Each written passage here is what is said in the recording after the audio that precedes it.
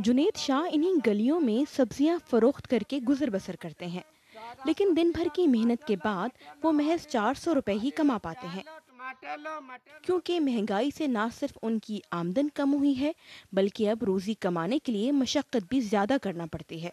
सब्जियां महंगी हैं, उसके अलावा जो है आगे इतनी बिक्री नहीं होती, लोग नखरे बहुत करते हैं, अच्छी सब्जी चुन लेते हैं, बकाया जो होते हैं हमारे गाल पड़ जाती हैं। अभी आलू देख लें, ये मंडी में 300 रुपये दड़ी था आज, इधर हम 60 रुपये किलो कैसे बेचें?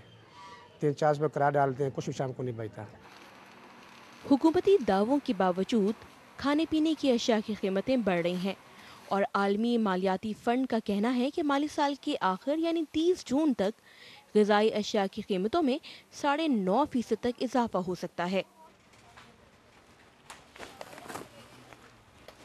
पाकिस्तान में माहाना 10,000 रुपये कमाने वाला शख्स अपनी आमदन में से 6,000 रुपये से ज़्यादा रकम खुराक पर खर्च करता है। चीनी, चावल और दालें जैसी बुनियादी ज़रूरी अशिया पर मुश्तमिल ये बास्केट, जो एक महीना पहले 4,000 रुपये में दस्तयाब थी, अब 4,500 रुपये में मिलती है।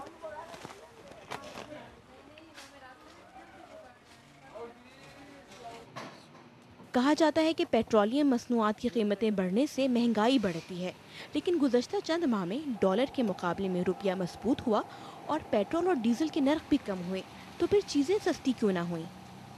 पहली चीज़ तो ये है कि मुकामी हुकूमतों का ना होना या एक लोकल एडमिनिस्ट्रेशन का ना होना, जिसका पहला फ़र्ज़ बनता है कि वो कीमतों में नज़र रखे और उसको कंट्रोल करे। दूसरा जो है वो गवर्नेंस फैक्टर है ओवरऑल, क्योंकि हम गवर्नेंस फैक्टर ना होने की कमज़ोर होने की वजह से जो ज़ख़ीरा अंदोज़ हैं उनको हम डिस्करेज नहीं कर पाते। जो ही फसल आती है वो ज़ख़ीरा कर लेते हैं और उसके बाद वो उस वक्त उसको रिलीज़ करते हैं जबकि शॉर्टेज हो चुकी होती है। मईशत में बेहतरी का फ़ायदा आम आदमी तक नहीं पहुँच रहा।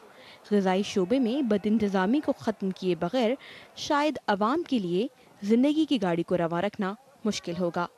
सारा हसन, BBC न्यूज़, इस्लामाबाद।